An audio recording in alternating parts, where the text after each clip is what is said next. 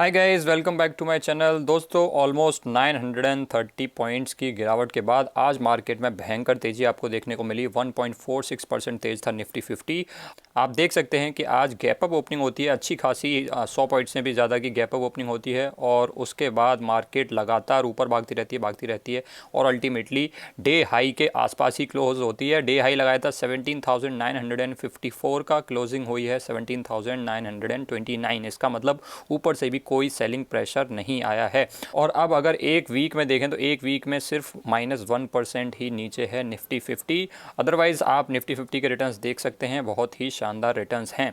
आज की मार्केट के और स्टॉक्स के बारे में बात करते हैं तो आज की आप देख सकते हैं indices 1.4% Sensex, 1.46% Nifty 50, Nifty bank 1.66%।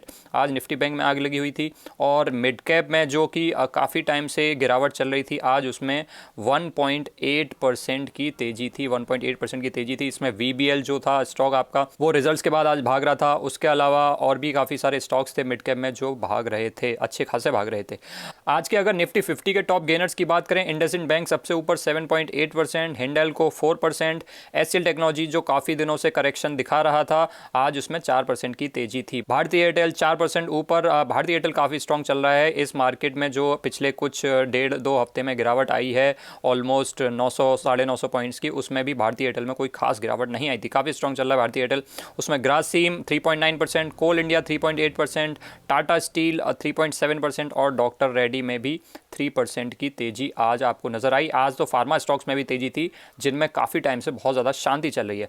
तो शांति कहाँ पे थी? आज शांति थी यूपीएल में, जिसके रिजल्ट्स अच्छे आने के बावजूद आज इसमें आपको 2.7% की गिरावट देखने को मिली।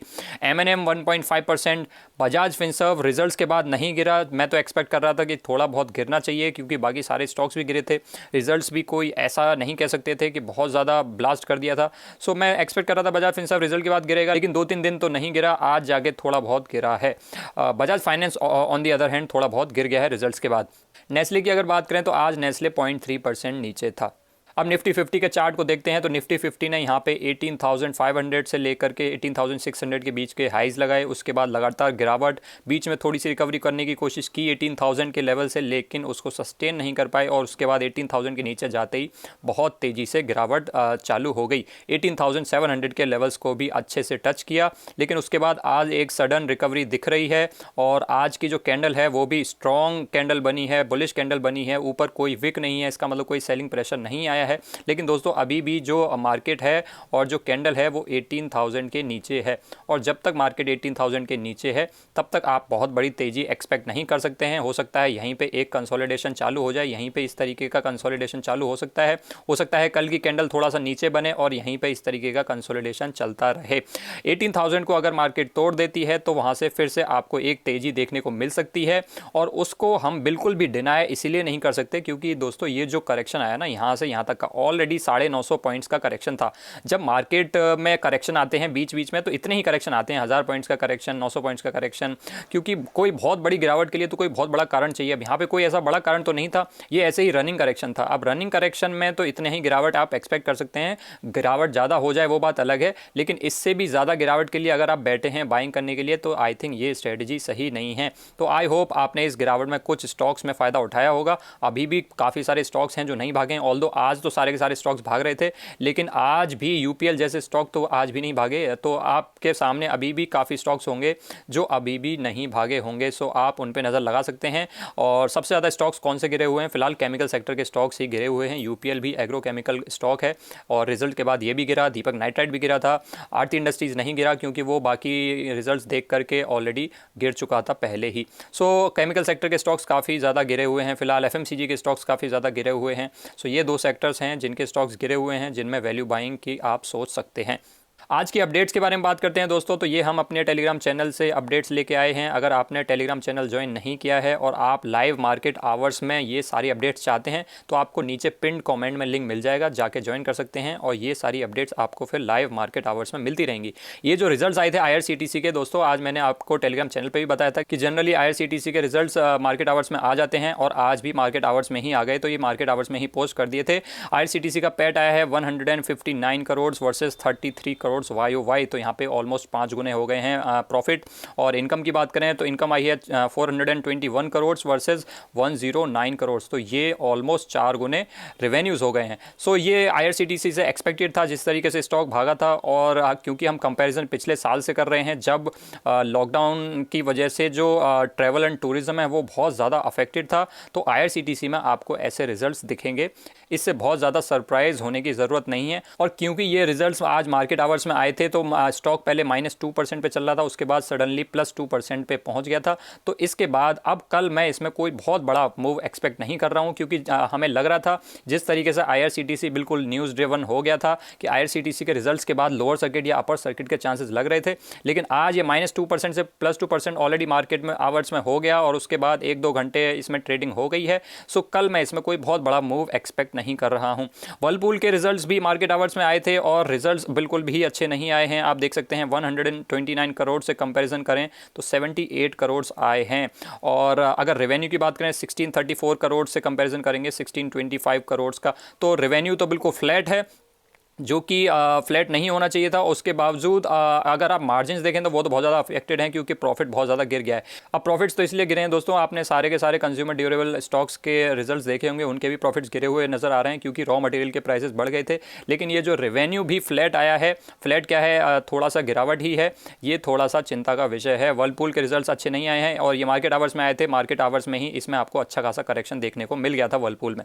उसके अलावा आज 1 नवंबर है, तो अक्टूबर के ऑटो सेक्टर के नंबर्स आए थे, तो उसमें बजाज ऑटो के नंबर्स आए हैं 4,39,615 वर्सेस 5,12,038। तो यहाँ पे गिरावट दिख रही है अच्छी खासी बजाज ऑटो में। इनफैक्ट काफ़ी जगह आपको ये गिरावट दिखेगी। आयशर मोटर्स की बात करें तो आयशर मोटर्स में अच्छी खासी बढ़ोतरी है सेल्स में। अगर अशोक लेलैंड की बात करें तो अशोक लेलैंड में भी आपको ठीक ठाक इंप्रूवमेंट नज़र आ रहा है सेल्स में, लेकिन मारुति सुजुकी जो कि काफ़ी ज़्यादा अफेक्टेड था इस पिछले एक क्वार्टर में, पिछले 2-3 महीनों में चिप की शॉर्टेज की वजह से, सो यहाँ पे आपको वो सारा असर साफ साफ नज़र आ रहा है अक्टूबर की सेल्स में। टाटा मोटर्स ने अच्छी खासी सेल्स दिखाई है, 52,000 के कंपेरिजन में आई हैं सेल्स 67,829। और ये नीचे TVS मोटर्स की अगर आप देखेंगे तो एक सेकेंड ये हटा देते हैं, TVS मोटर्स की सेल्स भी गिर करके आई हैं, जबकि स्टॉक ऑल टाइम हाई लगाए बैठा है। 3,94,000 से कंपैरिजन करेंगे तो आए हैं 3,55,033 ओनली। सो यहाँ पे आपको TVS मोटर्स में गिरावट दिख रही है सेल्स में, जबकि स्टॉक बिल्कुल चढ़ा हुआ है। और स्टॉक इसलिए चढ़ा था क्योंकि TVS मोटर्स के रिजल्ट्स बहुत अच्छे आए थे, Q2 के रिजल्ट्स। बाकी आप ऑटो सेक्टर के कंपनीज से कंपेयर करेंगे तो रिजल्ट्स काफ़ी अच्छे आए थे TVS मोटर्स के। अब दोस्तों एक इंपॉर्टेंट न्यूज़ है SBI से रिलेटेड। SBI के फॉर्मर चेयरमैन को अरेस्ट कर लिया गया है एक लोन स्कैम में। सो ये भी एक थोड़ी सी डिसअपॉइंटिंग सी चीज़ है, ऑल्दो क्योंकि फॉर्मर चेयरमैन है सो स्टॉक पे आपको कोई डायरेक्ट असर नहीं देखने को मिलेगा। अगर प्रेजेंट चेयरमैन होते तो आपको कुछ असर देखने को मिल सकता था, लेकिन ये सारी चीज़ें भी आपके at the back of your mind रहनी चाहिए। HDFC लिमिटेड के रिजल्ट्स आए हैं और जो प्रॉफिट आया है वो बढ़ करके आया है 32% YOY, और रेवेन्यू आया है 4% अप YOY। अब आप एक बार HDFC लिमिटेड के रिजल्ट्स देख लीजिए और आप LIC हाउसिंग फाइनेंस के रिजल्ट देख लीजिए। और जो आप लोग पूछते रहते हैं मुझे लाइव स्ट्रीमिंग में LIC हाउसिंग फाइनेंस का क्या करें, तो आप समझ सकते हैं कि मैं क्यों बोलता हूं आपको कि HDFC लिमिटेड मैं प्रेफर करूंगा उनके ऊपर। रिलैक्सो के रिजल्ट्स आए हैं और प्रॉफिट डाउन आया है 8.5% YOY, और रेवेन्यू अप आए हैं 24% YOY। रिलैक्सो का जो स्टॉक जो कि रोज़ ऑल टाइम हाई लगा रहा है और इस 1000 पॉइंट की मार्केट की गिरावट में भी बिल्कुल नहीं गिरा है, उसके अगर रिजल्ट्स में आपको प्रॉफिट डाउन दिखेगा तो मेरे ख्याल से यहाँ पे रिलैक्सो में आपको एक करेक्शन देखने को मिल सकता है कल। सो बी प्रिपेयर्ड फॉर दैट।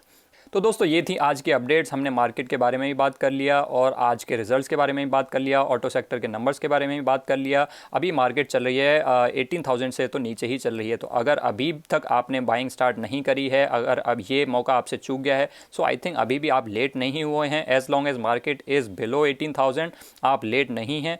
आप चाहें तो अभी भी अपनी दिवाली पे अपनी इन्वेस्टमेंट जर्नी को स्टार्ट कर सकते हैं, क्योंकि ये बहुत अच्छा मौका है, बहुत अच्छे करेक्शन पे स्टॉक्स मिल रहे हैं। यहाँ से अगर आप अपनी जर्नी स्टार्ट करेंगे तो शुरुआत में जो डर लगता है वो डर नहीं होगा, क्योंकि अगर बाय चांस अगर आप ऑल टाइम हाई मार्केट में एंटर करते हैं और वहाँ पे ऑल टाइम हाई स्टॉक्स को खरीद लेते हैं और शुरुआत में ही आपको लॉस देखने को मिल जाता है, तो आपका जो मोराल है वो थोड़ा सा डाउन हो जाता है। So I think it's a great time to start your investment journey. और अगर अभी तक आपने अपना डीमैट अकाउंट नहीं खोला है तो मैं ज़ीरोधा यूज़ करता हूँ, आप भी अपना अकाउंट ज़ीरोधा में खोल सकते हैं, आपको लिंक पिन कमेंट में मिल जाएगा।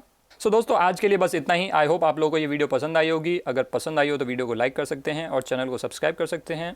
Thanks for watching guys, I will see you next time.